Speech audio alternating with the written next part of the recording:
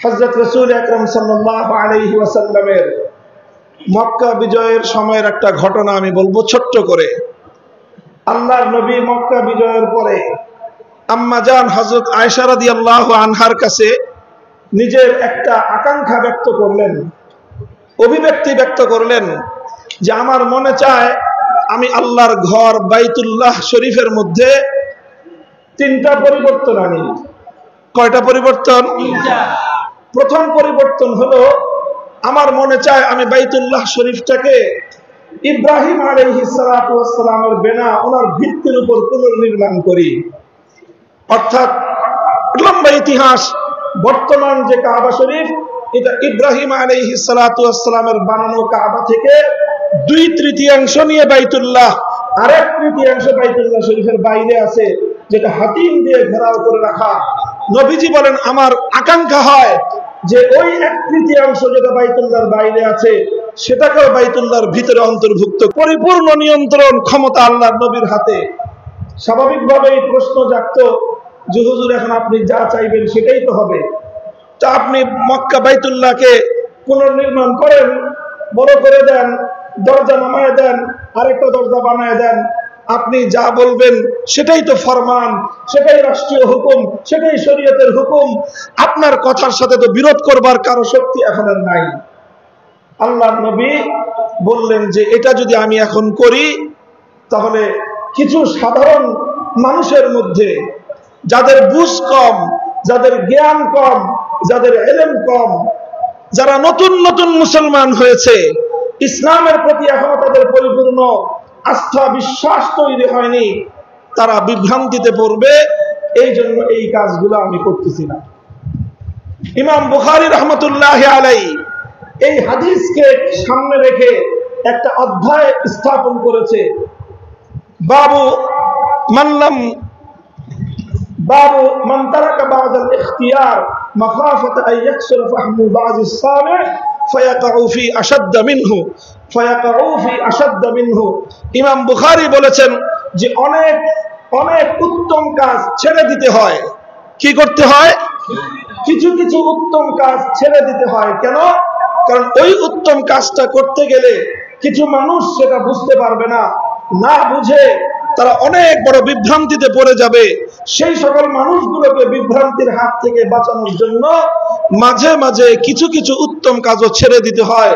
যেমন এই ক্ষেত্রে আল্লাহর নবী বাইতুল্লাহ শরীফকে সংস্কার করার কাজটা করেন নাই, ছেড়ে দিয়েছেন। কেন? যাতে ওই নব মুসলিম মানুষগুলো যেন বিভ্রান্তির শিকার না হয়ে যায়।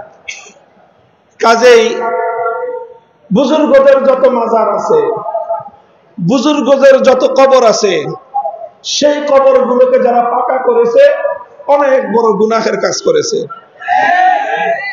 সেই কবরগুলোর উপর যারা দালান কোঠা নির্মাণ করেছে, কোন ইমারত নির্মাণ করেছে, সুস্পষ্ট আল্লাহর নবীর সহিহ হাদিস লঙ্ঘন করে তারা বুজুর্গদের অভিশাপ করিয়েছে, আল্লাহর নবীর হাদিসের বিরোধিতা করে তারা বড় ধরনের পাপ করেছে।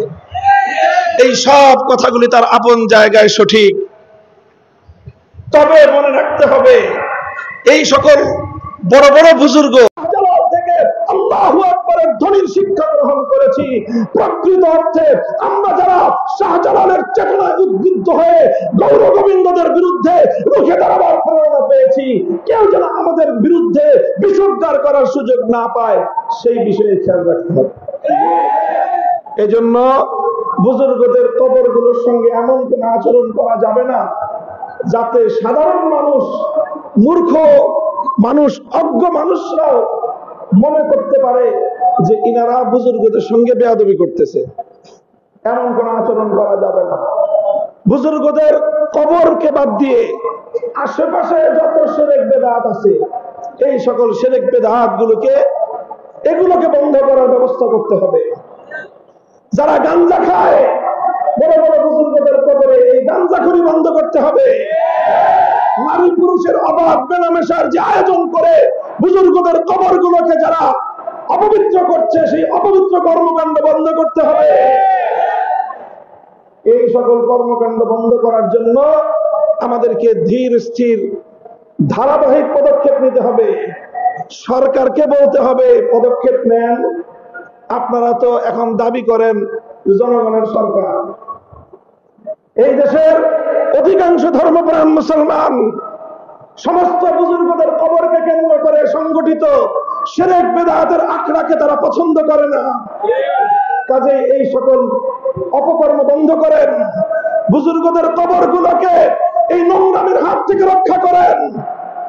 এই সমস্ত বুজুর্গানে দ্বীন শাহজালাল মুজাররদি আমানি, শাহ বরান রহমতুল্লাহ আলাইহি, খান জাহান আলী রহমতুল্লাহ আলাইহি, বায়াজিদ বুস্তামি রহমতুল্লাহ আলাইহি, আমার প্রস্তাব হলো এই সকল কবরগুলো, এই সকল মাজারগুলোকে কেন্দ্র করে যেই অপচক্র, যেই সকল শিরক বিদআতের নোংরামির আখড়া গড়ে উঠেছে, এগুলোকে উপড়ে ফেলে, এগুলোকে উৎখাত করে প্রত্যেকটা মাজারের মধ্যে হক্কানি মাশায়েখদের খানকাহ কায়েম করা হোক। খালি ভেঙে দিলে হবে না, সাথে আখড়া ভেঙে দিলে কাজ শেষ হবে না। প্রত্যেকটা কবরের সেখানে খানকাহ কায়েম করে হক্কানি সিলসিলার মাশায়েখদেরকে বসায় রাসূল আকরাম সাল্লাল্লাহু আলাইহি ওয়াসাল্লামের মৌল এক কর্মসূচি তাজকিয়া এবং ইসলাহের কাজ সেখান থেকে শুরু করতে হবে। বায়াত করেন, কাকে কোন মাজারে বসাবেন ঠিক করেন, কাকে কোন মাজারে। শাহজালাল মুজাররদি আমানির মাজারে এমন এক বুজুর্গ দিবেন যিনি শুধু তাসবিহ জপে না, শাহজালাল মুজাররদি আমানির মতো গৌর গোবিন্দের বিরুদ্ধে জিহাদেও যেতে পারে। আর বাকিগুলো আপনারা করেন। আমি একটা কথা বলে দিলাম, ইনশাআল্লাহ উলামায়ে কেরাম আমরা এইভাবে কাজ করব। কথা ঠিক?